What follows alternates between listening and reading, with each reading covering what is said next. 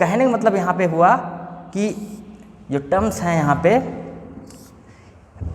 उसको समझते हैं कि branch of the science, chemistry क्या है, साइंस की एक ब्रांच है जिसमें हम लोग मैटर की स्टडी करते हैं, उसके कंपोजिशन के बारे में कि वो किस किस चीज़ से मिलकर बना है, उसका स्ट्रक्चर क्या है और उसकी प्रॉपर्टी क्या है, और वो मैटर अगर चेंज हो रहा है from one state to other state तो कंडीशन किस कंडीशन में और कौन से लॉ को फॉलो करते हुए वो चेंजेस हो रहे हैं, इन सारी चीज़ों की स्टडी क्या करते हैं, किस में करते हैं हम लोग, केमिस्ट्री में करते हैं।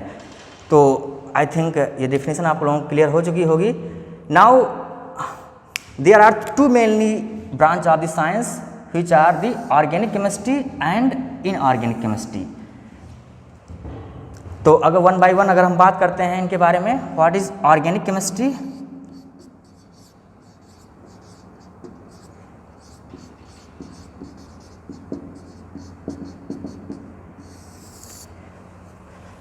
अगर इसमें केमिस्ट्री टर्म लगा है ऑर्गेनिक के बाद, कहने का मतलब क्या हुआ कि जो केमिस्ट्री की डेफिनेशन है, जो केमिस्ट्री के अंदर आने वाली चीज़ें हैं वो इस पूरी ऑर्गेनिक केमिस्ट्री में आएंगी। कहने का मतलब क्या हुआ कि पहले तो हम इसकी डेफिनेशन समझते हैं, उसके बाद अगर हम बात करें ऑर्गेनिक केमिस्ट्री है क्या, तो the branch of the science या फिर ऐसा बात करते हैं केमिस्ट्री की ब्रांच है, the branch of the chemistry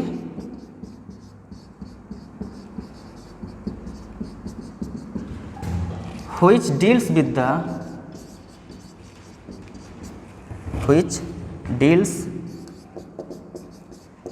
the study of organic compounds।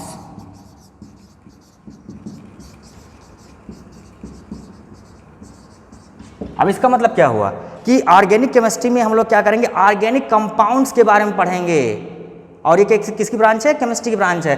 तो ऑर्गेनिक केमिस्ट्री में हम लोग ऑर्गेनिक कंपाउंड्स के बारे में, उनकी कंपोजिशन, स्ट्रक्चर, प्रॉपर्टीज और different changes and different conditions के बारे में पढ़ेंगे। वो क्या कहलाएगी, वो केमिस्ट्री की ब्रांच ऑर्गेनिक केमिस्ट्री कहलाएगी। इसमें आने वाले जो टर्म्स हैं आगे हम लोग समझते हैं। इनऑर्गेनिक केमिस्ट्री क्या होती है, सिंपली अगर हम बात करें तो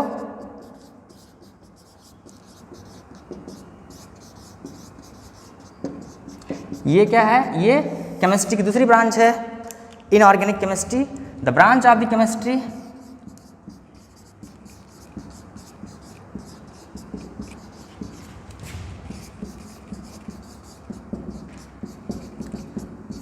which deals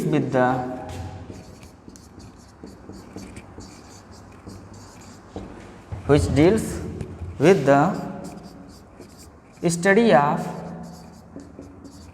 इनऑर्गेनिक कंपाउंड्स।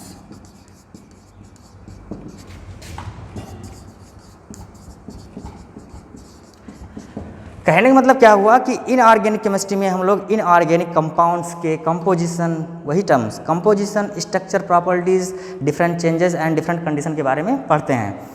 अब यहाँ पे जो बार बार एक टर्म आ रहा है ऑर्गेनिक कंपाउंड्स और इनऑर्गेनिक कंपाउंड्स, ये क्या होते हैं, इसके बारे में थोड़ा सा हम जानते हैं कि ये ऑर्गेनिक कंपाउंड्स होते क्या हैं। भाई हम लोग इनकी स्टडी करेंगे, इनके कंपोजिशन के बारे में जानेंगे, स्ट्रक्चर के बारे में जानेंगे, तो ये होते क्या हैं, इसको टर्म को समझ लेते हैं। तो next topic is organic compounds.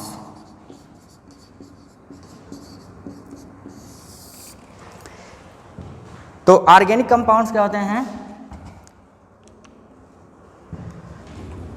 Generally compounds which are derived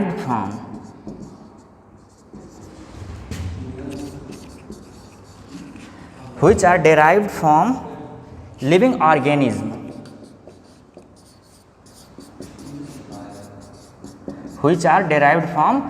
organism, living organism का मतलब क्या हुआ कि जीवित वस्तुओं से, जस्ट लाइक हम कह सकते हैं such that plants and animals,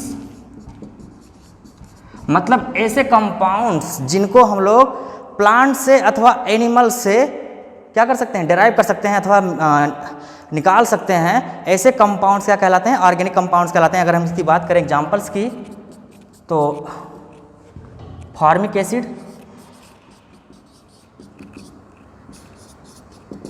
formic acid formula इसका होता है HCOOH, और ये कहाँ से मिलता है? Red ant.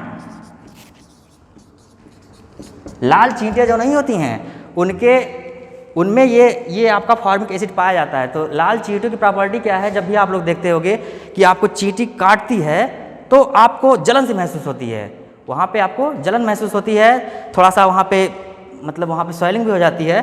तो वो किसके कारण होता है? That is the because of the formic acid. वो चींटियाँ क्या करती हैं? फॉर्मिक एसिड को आपके बॉडी के अंदर इंजेक्ट करती हैं, जिसकी वजह से आपको जलन महसूस होती है।